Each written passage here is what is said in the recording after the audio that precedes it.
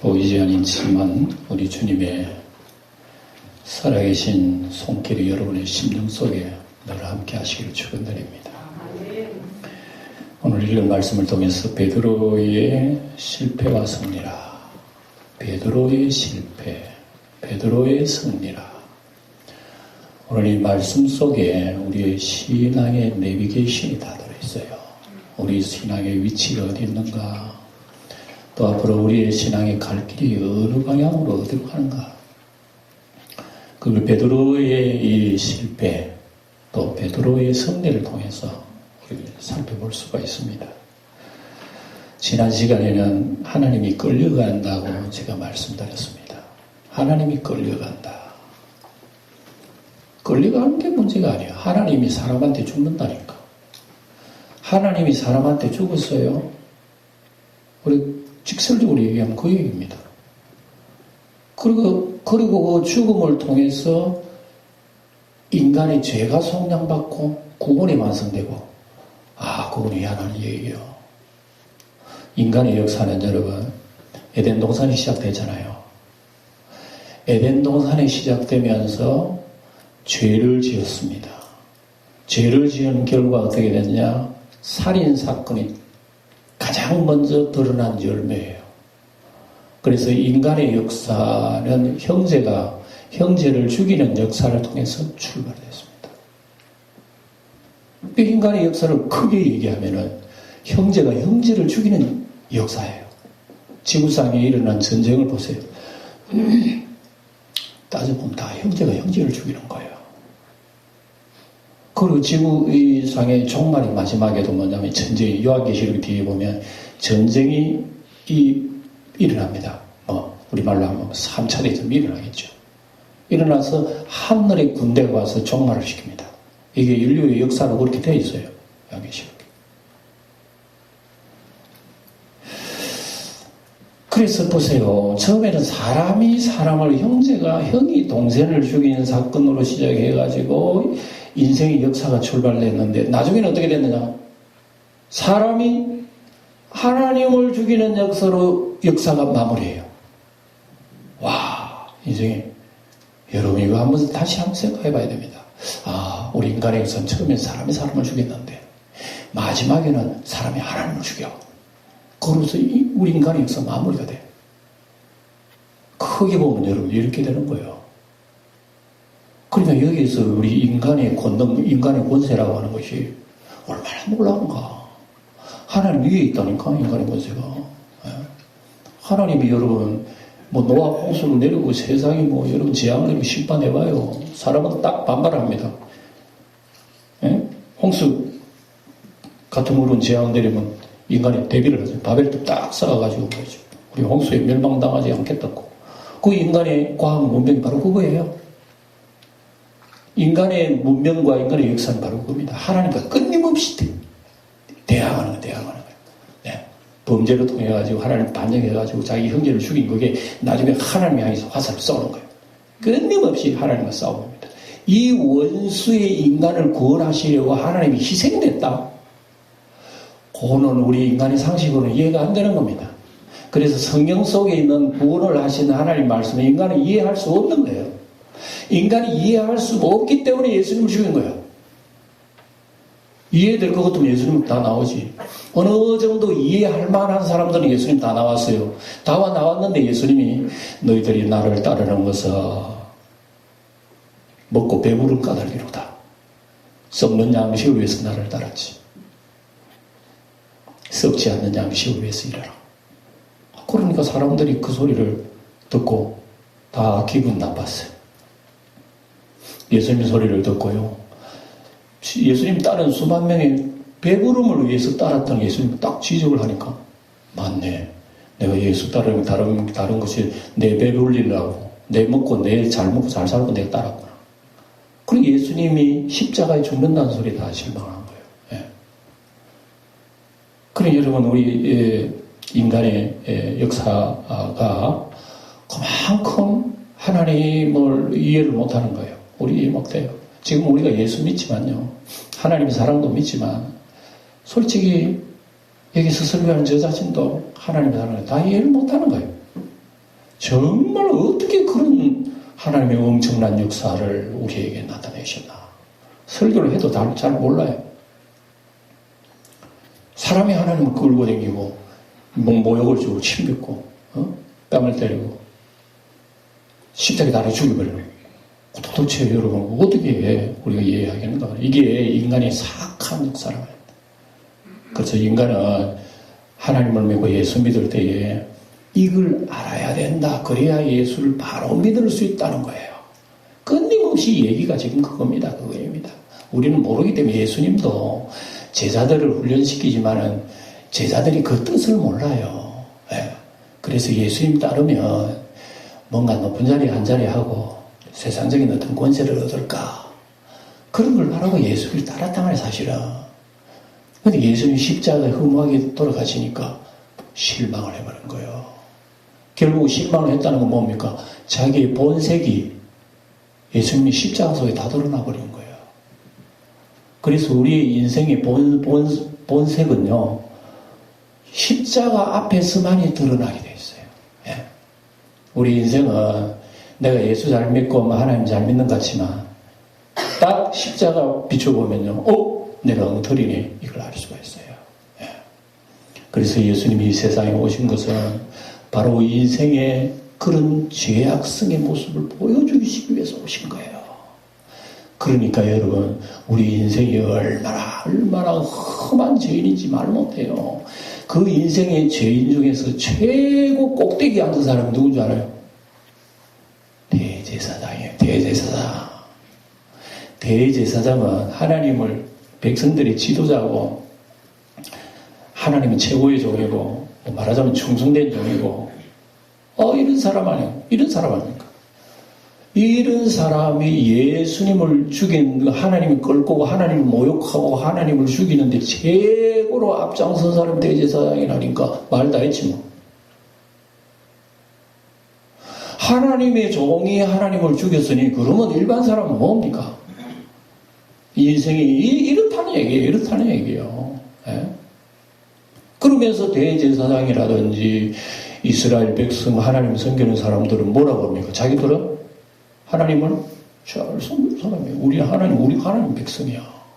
하나님은 우리 나라를 지키고 우리를 보호해 주시고 우리 나라는 여호와 하나님 계시기 때문에 절대 망하지도 않고 그래 하나님 우리 예배를 얼마나 잘 받아주신다고.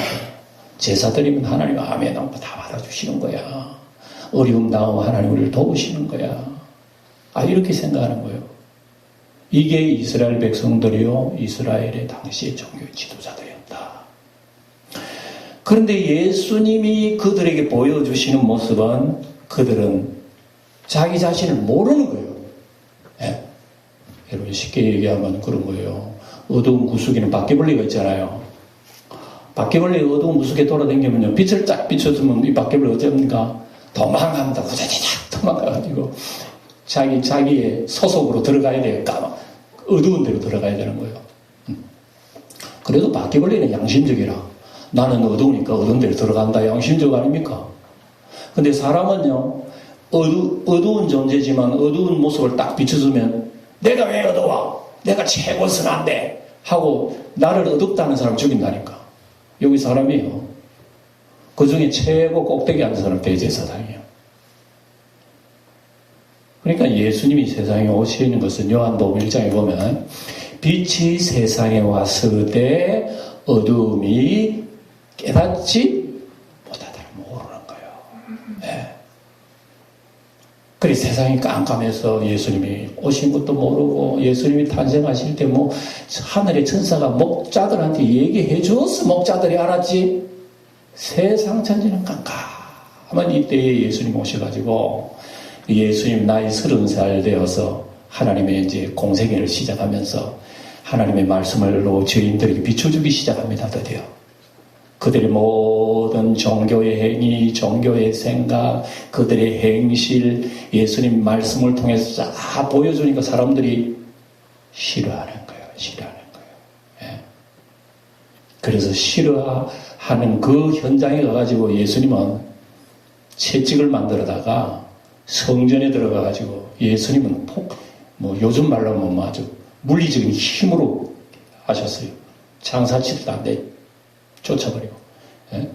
비둘기반은 상을 엎으시고 예수님께서 이렇게 진노하셨으면서 내 아버지 집을 만민이 기도해야 할 하나님을 만나는 이 집을 갖다 너희들은 도둑놈은 소굴을 만들었다고 예수님이 얼마나 야단쳤습니까?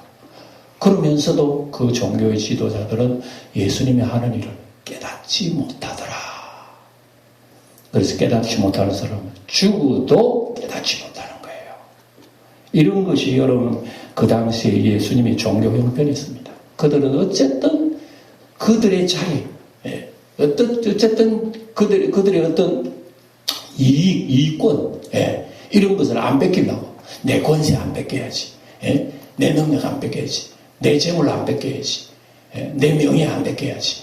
요걸 딱 잡고 있는 이상은 눈이 뜨질 수가 없는 거예요. 예수님을 바라볼 수가 없고 자기 자신을 알 수가 없는 거예요. 이게 어느 시대? 구약 시대도 꽉 찼어요. 구약 시대도 심지어 구약의 미가서에 보면 이런 말씀 나와요. 두령들은 뇌물을 위하여 재판하고 제사장들은 싹스를 위하여 하나님 말씀 전하고 선지자들은 돈을 위하여 메시지를 전한다고. 보세요. 선지자, 제사장, 또 두령, 방백 이런 사람들 전부 다 지도자 아닙니까? 지도자들은 하나님 눈에 안 보여. 이스라엘 백성의 지도자들이 하나님 눈에 안 보여. 보이는 건 돈 보여, 뇌물 보여, 싹쓸 보여. 그것만 바라봤지 위에 계신 하나님만 바라보는 거야. 그러니까 그런 것 바라보고 백성들에게 좋은 소리 하는 거예요. 여러분 복받은 사람이요 여러분들아. 하나님이 우리의 하나님이란 말입니다. 어떤 대적들이 쳐다보면 망하지 않습니다. 믿습니까? 아멘 하세요. 이런 식으로 하는 백성들이 아멘 아멘 다 따라가는 것이요. 소경이 소경을 인도하는데 다 둘 다 구덩이 빠지지요. 예수님 시대까지 이랬습니다. 그래 여러분 참 묘하잖아요. 그때 하나님의 아들이 세상에 오셔서 그 사람들을 일컬어 뭐라 그랬나 그러면 세례 요한도 그랬습니다만 여러분들은 하나님이 종인 줄 알고 있구나. 아 우리 섭다. 여러분들은 지금 하나님 섬긴다고 하지만 하나님 종이 아니에요. 여러분들은 마귀의 종이니 심지어 예수님께서 독사의 새끼라 그랬어. 이게 마귀 새끼라 얘기합니다. 세상에 가장 거룩한 위치에 있는 사람을 예수님이 독사 새끼라 그랬으니까 예수님이 거짓말을 했겠어요? 지나친 얘기했겠어요? 독사의 자식이라는 그게 사실이겠어요? 예수님은 이렇게 빛을 비춰주신 거예요. 빛을 비춰주신 모릅니다. 그래서 사람이 하나님을 이끌고 사람이 하나님을 재판하는 게 여러분이 종교 재판하는 오늘도 본문에 나옵니다. 대제사장이 예수님을 끌고 재판해요. 재판하면서 그래 너 보니까 너한테 배우던 제자들이 지금 어디 갔지? 그리고 너의 가르치는 교훈이 뭐야? 한번 얘기해봐. 그럽니다. 그 소리를 듣고 예수님 뭐라 그럽니까? 나는 지금까지 몰래 하나님의 말씀 전한 거 아니야. 내가 전한 말씀은 만천하가 다 들었어. 그리고 모두가 다 알고 있어. 그런데 당신이 나에게 교훈이 뭔지 너가 믿는 지금 따르던 제자는 온데간데 없는데 도대체 너가 올바른 사람이라면 제자가 온데간데 할 수가 있나 말이야. 저 끝까지 따라야지. 너가 가르치는 게 엉터리니까 제자들이 다 도망간 거 아니냐. 예수님이 엉터리니까 우리가 교인들이 하나님 예배드리지도 않지 않느냐. 뭐 이런 식으로 얘기하는 거죠. 예수님께서 다 드러내라고 얘기했다. 정말 당신이 알고 싶어서 내한테 질문했나? 나를 비난하려고 그랬나? 정말 알고 싶다고 나에게 질문했으면 내 말에 천지에 널려있다. 그 사람들한테 물어봐라. 그러니까 옆에 있는 대제사장의 그 종이 한 사람, 이 사람 참 건방지니 누가 대제사장한테 그따위 얘기를 해라 하면서 빵을 때리고 주먹을 쥐고 침을 흘리고 이래서 오늘 본문이 나오네요. 이런 와중에서 베드로가 있었다 얘기입니다. 베드로입니다. 이런 와중에 베드로가 있었다. 그래서 이 베드로를 통해서 오늘 우리는 배울 게 있습니다. 베드로뿐만 아니라 12제자는요, 그 당시에 우리가 사실은 칭찬해 줄 만해요. 왜 그런지 아십니까? 그 당시에 예수 따르면 누구든지 출교하기로 이미 명령이 내려진 시대예요. 출교는 여러분 뭔가 하면요, 주민등록을 말살하는 시대입니다. 주민등록을 말살하면 어떻게 돼요? 대한민국 사람 아닙니다. 전혀 혜택 못 받습니다. 전혀 여러분 무슨 다른 거래를 할 수 없어요. 그러면 여러분 죽는 거죠. 예수님 당시에 이미 유대교 지도자들이 그걸 법으로 만들어 놔버린 거예요. 그런 가운데 12제자들은 그래 따랐어요. 이거 보면 여러분 잘 믿는 거 아닙니까? 우린 칭찬해 줄 만해요. 그런 가운데 베드로 같은 사람은 어쩌니까 다른 사람은 다 줄을 버릴지라도 나는 절대 줄을 버리지 않겠다. 대단하죠. 그래도 여러분 좀 인간적이지만 칼을 품고 말이죠. 예수님 손대는 사람 막 칼질을 하고 대단한 거 아닙니까? 주님을 진짜 사랑하는 사람 맞아요. 우리는 베드로 되면 근처도 못 가요. 베드로 더 큰 소리 쳤다고 우리가 비난하기도 하지만 우리는 큰 소리도 못 치는 거예요. 그만큼 베드로나 그 당시 제자들은 겉으로는 대단한 이 신앙인이었다는 것을 우리가 알 수 있습니다. 그런데 예수님이 볼 때 어떤 사람이었던가? 이게 중요하다 말입니다. 이게 중요하다 말입니다. 예수님이 십자가 지시고 죽으시고 삶 안에 살아난 것이라고 누누이 얘기했지만 그때마다 베드로는 안 됩니다, 주님. 주님이 십자가 지시다. 십자가 죽으시면 우리는 어떻게 한단 말입니까? 여러분, 우리가 이해를 해야 돼. 우린 주님 눈에 보이지 않는 주님 믿으니까 주님이 계시든 안 계시든 덮어놓고 조여조여 해서 그렇지. 그 당시에 눈에 보이는 육신의 예수님이 항상 동행했기 때문에 자기들 큰 소리치고 자기들이 여러분 큰 마음을 가지고 말이죠. 그렇게 따라다녔잖아요. 근데 이 주님이 사라지고 죽으시고 없어진다. 어떻게 할 거예요? 그동안에 여러분 갈릴리 어부 지금 내버리고 주님 따르면 이거 어떻게 할 거예요? 사람들한테 어떤 비난을 감당할 거예요? 걱정이 대상같아. 그래, 이 제자들은 여러분, 주님이 십자가 지는 것은 100번 얘기도 못 알아듣는 거예요. 주님은 죽으시려 이 땅에 오신 게 아니고, 왕대로 오신 거 아닙니까, 예수님?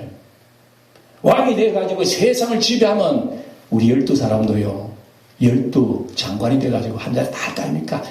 그걸 생각한 거예요. 제자들이 그걸 생각한 거예요. 그래서 예수님과 제자들의 사이는 그런 차이가 있습니다. 제자들이 예수님을 사랑한 것은 여러분 우리보다 훨씬 뛰어나요. 얼마나 자기 목숨까지. 다른 사람 다 버릴지라도 내가 목숨을 떼는 거 주님을 지키겠다고. 칼도 휘두르는 거 보세요. 그건 대단해요. 그런데 예수님께서는 베드로에게 뭐라 그랬습니까? 십자가를 만류를 하니까 베드로가 사탄아 내 뒤로 물러가라. 너는 어찌하여 아버지 하나님의 일을 생각하지 않고 사람의 일을 생각한단 말이냐. 주님의 말씀 보세요. 하나님의 일을 생각하지 아니하고 사람의 일을 생각하는구나. 예수님이 빛을 쫙 비춰줬어요. 그래도 주님이 위해서 십자가 지면 안 된다고 열심히 사랑하고 그랬지만 그렇게 열심히 주를 붙잡는 그 마음의 근본의 그 마음이 뭐냐?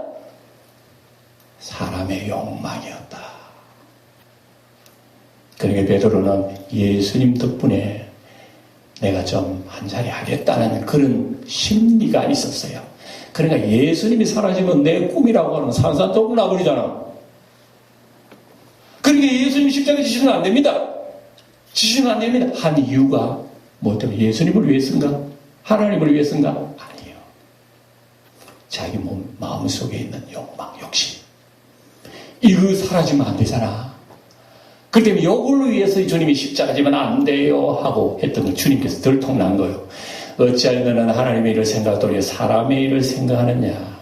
아무도 이제 나를 따라오는 자기를 부인하고 자기의 십자가를 지고 나를 쫓을 것이니라. 누구든지 제 목숨을 구원고자 하면 잃을 것이요 나를 위해서 제 목숨을 잃으면 찾으리라는 원칙의 놀라운 말씀을 하셨잖아요. 베드로 들통나버렸어. 그 정도 되면 베드로도 아이고 주님께서 내 마음을 어떻게 다 하셔. 아이고 부끄러워. 아이 창피해. 주님 내가 죄인입니다. 나는 겉으로 주여 주여 했지만 속으로 이렇게 내가 욕망이 많고 나도 모르는 욕망이 예수님 사랑하는 것처럼 나도 몰랐습니다. 주님 죄인입니다 하고 주님 앞에 회개했더라면 아마 베드로가 차원이 좀 높아졌을 것 같아요. 그런데 그런 마음이 예수님이 십자가에 죽으실 때까지 버리지 못한 거야. 그래서 예수님이 죽기까지 내가 주를 따르겠다고 얘기를 해놨고 막상 예수님이 십자가에 득 잡히고 고난당하니까 하나 없이 제자들 다 돌아가 버린 거예요. 그러나 그 중에 끝까지 예수님을 따랐던 사람이 있었어요. 그래도 베드로예요. 베드로. 그래도 12제자 중에서 오늘 베드로 이름만 나오잖아요. 물론 야한복음에 보면은 요한 자기 자신, 사도 요한 자기 자신 이름은 다른 제자라고 표현해 놓긴 해요. 베드로하고 사도 요한하고 같이 따라서요. 근데 사도 요한은 대제사장의 가야바하고 아는 사람의 친척이란 말입니다. 그래서 법정 안에까지 들어가 버렸어요. 요한은. 그러나 베드로는 바깥에서 가서 머뭇거리고 있는 거예요. 예수님이 지금 고난을 당하고 고초를 당하고 있는 거예요. 이때에 사도 요한이 여종을 시켜가지고 바깥에 있는 베드로를 데리고 오세요. 그래서 왜 베드로를 데려오라 했는지 이유는 없습니다만은 만약에 예수님 불의한 이런 증거를 당할 때 우리가 정인이 되어주겠다고 하는 그런 마음이 진짜 저는 개인적으로는 생각합니다. 예. 이 사도 요한이요 끝까지 따라갔거든요. 그래서 베드로를 여자를 시켜가지고 베드로를 데리고 오도록 했습니다. 그 여종이 나와가지고 베드로를 만나가지고 듣고 이 사람도 그 예수와 함께 있었던 사람이네 이렇게 얘기한 거예요. 그래 대부분이 베드로가 하는 말 아니야 대부분이 이 얘기를 해버린 거예요. 나는 아니야. 그래가지고 뭐 자리를 뜹니다. 그래 나는 아니라는 것을 증명하기 위해서 요한에게 좀 더 가까이 가면 봐라 나는 아니잖아 하고 가까이 가는 거죠. 가까이 가서 가니까 또 다른 사람이 다른 여자 이 사람도 그거 있었네. 예. 뭐 길을 베는 사람의 친척이 이거 봤다 그러니까 봤는데 베드로는 여기 다른 복음서에 보면 뭐라 그러면 맹세코 절대로 나 그 사람 몰라 이렇게 얘기하는 거예요. 여러분 유대인들은 맹세나 함부로 하는 거 아닙니다. 예. 맹세는 거래입니다. 갑과 을이 거래를 해가지고 도장을 탁탁 찍는 게 맹세예요. 만약에 그렇게 안 하면 한쪽이 맹세를 어기면 다른 쪽에서는 그걸 대가를 치러야 하는 것이 맹세예요. 베드로가 맹세코 나는 거는 모른다. 그 다음에 조금 있다가 옆에 있는 사람들이 당신 말하는 거 보니까 저 갈릴리 사투리를 쓰는 거 보니까 그 사람 맞네. 예? 그 예수의 제자가 맞구나. 하니까 이때에 베드로가 얼마나 놀랐는지 한마디 더 합니다. 저주하면서 예수님을 저주하면서 나는 모른다고 했는데 이 저주는요 예수님을 배교한 겁니다. 나는 지옥에 들어가도 나 저 사람 몰라 하는 거와 마찬가지예요. 그러니까 여러분 예수님을 배신한 사람 중에 최고로 배신한 사람이 여러분 가룟 유다라고 생각하겠지만 사실은 베드로입니다. 베드로가 입으로 공식적으로 저주를 외치면서까지 예수님을 배신해버렸으니까 베드로만치 예수님을 배교한 사람이 없어. 베드로는 최고 악질. 예. 이런 베드로를 지금 오늘 베드로가 맹세하면서 실패를 하고 나중에 돌아온 사건인데 이걸 이제 정리해서 말씀드립니다. 보세요. 오늘 우리 주님께서 제자들도 그렇고 베드로도 그랬고 예수님의 십자가 현장 속에서는 마음이 영 안 내키는 거예요. 그래서 베드로는 사람의 일을 생각했지 하나님의 일을 생각하지 않는 거예요. 예. 그래서 베드로가 이 주를 위해서 내가 목숨 다 드리겠습니다. 이 목숨 다 던져서라도 예수님 보호하겠습니다. 얼마나 아름다워요. 예. 여러분 우리가 그렇게 삽니까? 솔직히 한번 얘기해 봅시다. 예. 우리는 예수님을 위해서 주님 나 내 목숨 다 던져서 주님 나 사랑할래요 붙들래요 라고 하신 분 어디 있어요? 그것만 보더라도 여러분 베드로 우리하고 비교할 수 없는 높은 분 맞아요. 그러한 베드로도 배신했다면 그보다 훨씬 우리가 믿음 낮은 우리는 하루에 몇 번씩 예수님 저주할까? 생각 안 해봤어요? 하루에 12번도 더 할 것 같아요. 예. 그래 놓고 우리는요, 교회에 좀 우리가 충성했다고 내 예수 잘 믿는 사람이 그리 생각할 수가 있어요. 예.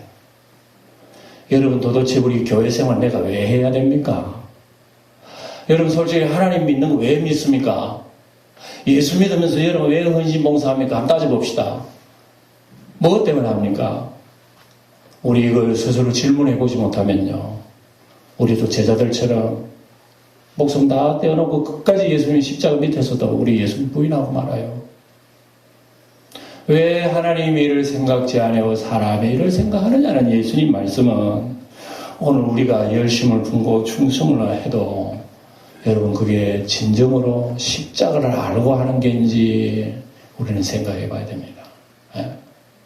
우리 신앙생활을 조금 열심히 하고 잘하고 이러면 내가 잘하고 하는 거에서 다른 사람도 알아주기도 하고 칭찬해 주기도 하면 기분도 좋잖아요.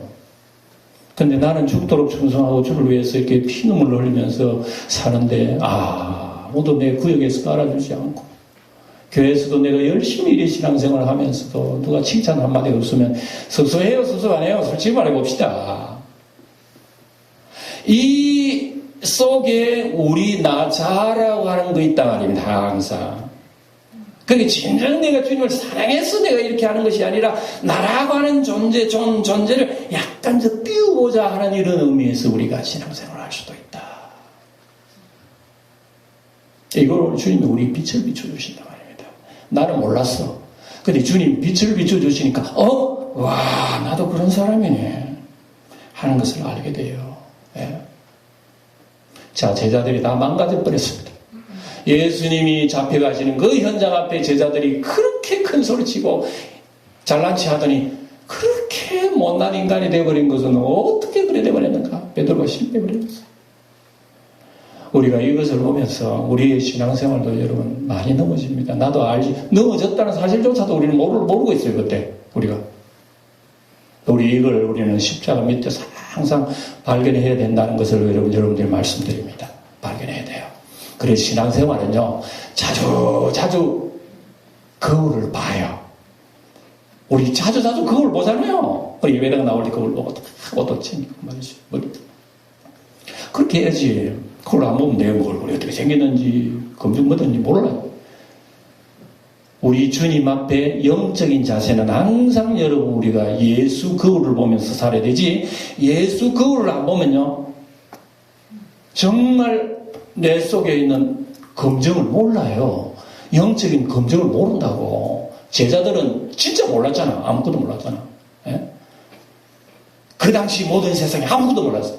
주님의 거울이 쫙 비춰주니까 내 모습 아이고 창피해. 아이고 저기 죽일로 이러고 예수님 죽였잖아요. 예? 그리고 오늘 여러분 보세요. 원인을 이제 말씀드리겠습니다. 왜 베드로가 넘어졌나? 왜 제자들이 그 현장에서 다 쓰러졌나?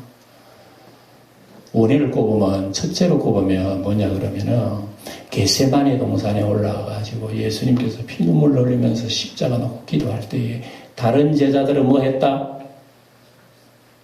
잠에 빠졌습니다. 잠에 빠진 거예요. 왜? 지금 곧 십자가의 죽음이 다가오는 그 현장에서 잠을 잤다? 이거는 엄청난 테마리요. 마귀의 시험거리예요. 그래서 예수님이 하시는 말씀, 시험 들지 않도록 깨어 기도하라 하는 말씀, 그 말씀입니다. 근데 예수님이 3번이나 왔다 갔다 기도하시면서도 여전히 잠자는 것을 못 숙였습니다. 그래서 주님께서는 이제는 자고 쉬라. 이제는 기도할 시간도 없어. 가자. 나와 함께 가자. 이랬어요. 보세요. 우리 기도할 시간에 기도하는 게 좋은 거예요. 기도할 시간 없을 때도 있어. 우리에게는. 기도해도 안 될 그때도 있다 이게요. 베드로가 넘어진 이유라면 굳이 첫째로 꼽으라면은 기도해야 할 때 주님과 함께 힘쓰지 못하게 내 영성이 게을러져 버리고, 영성이 게을러졌다는 것이 영이 약해졌다는 거예요. 영이 약해져가니까 조그마한 미세 세균이 와도 우리가 약해져가지고 병들어 버리는 겁니다. 이게 제자들의 약점의 첫째입니다.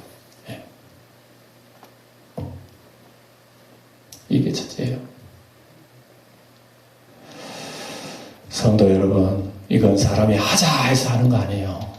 이런 말씀을, 메시지를 전하면 이 말씀이 우리 속에 약동을 하도록 주의 영이 움직여 주셔야 돼요. 그래야 우리가 일어나는데, 이걸 위해서 우리는 주님 앞에 의지해야 됩니다. 여러분, 기도가 솔직히 잘 됩니까? 기도한다고 눈 감으면 그만 졸음이 오기도 그러죠. 저도 요즘은 그래요. 저도 이 목사가 상당히 게을러져가지고 큰일 났어 지금. 여러분, 기도를 좀 해주세요. 게으르지 말도록. 저도 기도하러 눈 감으면 전 졸음이 와. 저도 아이고, 써버리기도 목 살았고 그래. 이런 생각이 막 드는 거야.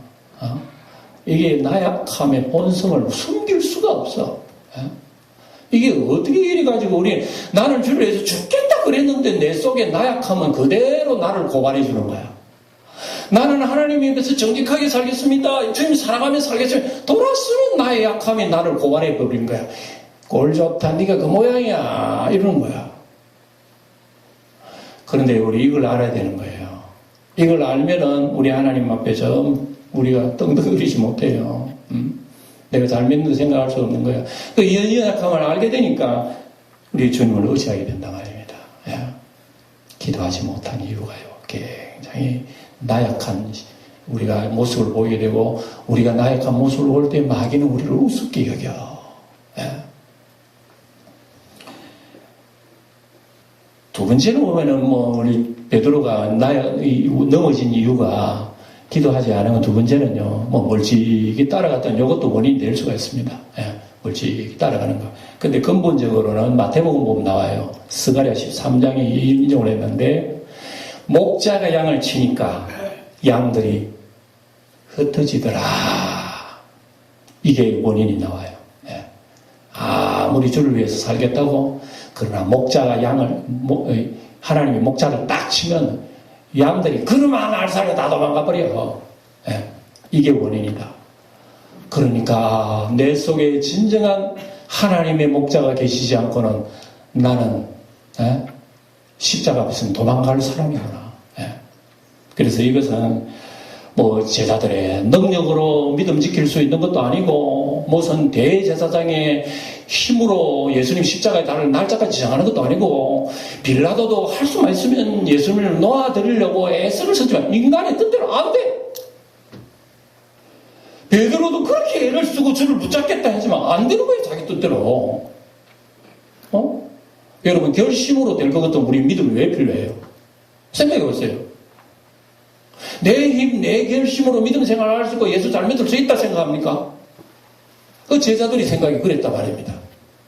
그런데 그 결심이 그 현장 앞에서 어디가 그랬어? 온데간데 없지. 그렇게 인간의 결심으로는 믿음 생활 잘 할 수 있는 것이 아니야. 주님께서 바로 그 얘기를 하신 거예요.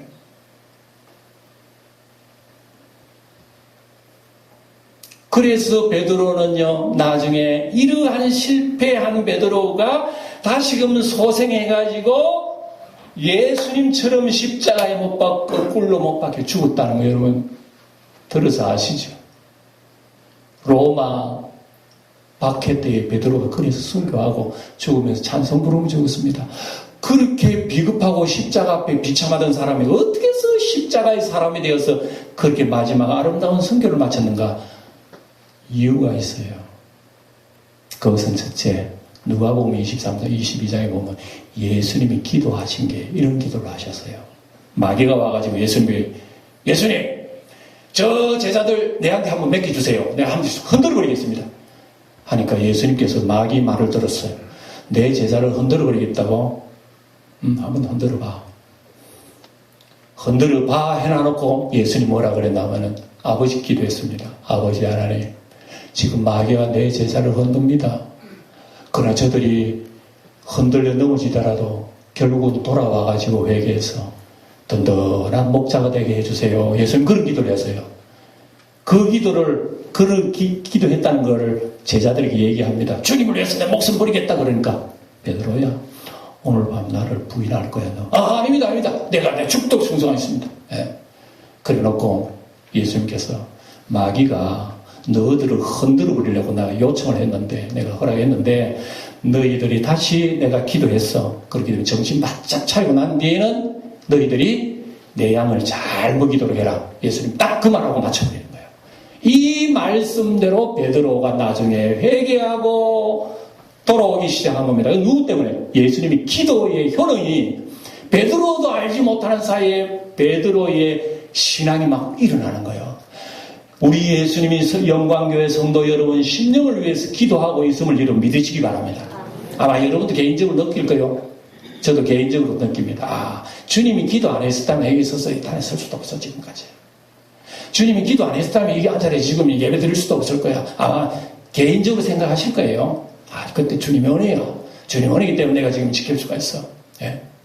주님의 은혜로 우리는 여러분 기도하시는 주님이 지금도 하나님 우편에서 기도하는 주님이 우리를 지키시고 계신다. 믿으시기 바랍니다. 이 주님의 기도가 아니면 우리는요. 태풍에 낙엽에 다 날아가 버려요. 우리는 지킬 수 없어. 우리는 가론유다 정도가 아니라 다 날아가 버려요. 그런데 지금 주님께서 우리를 보호해주고 계신다는 것을 꼭 기억하시고 두 번째 이유 베드로가 살아난 이유가 있어요. 누가복음 보면요. 예수님이 고난당할 때 베드로 3번 딱 부르니까 꼭기요 하고 달려옵니다. 이때 예수님께서 고개를 싹 돌리고 누구를 봤느냐? 베드로를 본 거야. 베드로하고 예수님하고 눈이 스파킹 돼버렸어. 베드로가 예수님의 눈을 바라보면서 가슴이 찢어지면서 통곡을 하면서 눈물을 흘렸다. 여기에 베드로를 살린 예수님의 긍휼입니다. 오늘도 우리는요 주님을 붙들고 나는 약합니다 주님 하고 붙들면 주님의 눈빛이 여러분들을 바라보신다는 걸 믿으시기 바랍니다. 주님이 우리를 한번 바라보시면 내 속에 성령의 권능이 일어난다니까. 우리는 이겨나갈 수가 있어요. 세상에 아무리 약한 마귀가 우리를 넘어뜨려 해도 우리는 주님의 권능의 눈빛 속에 일어나는 능력이 우리를 이기게 하셔요. 있습니까?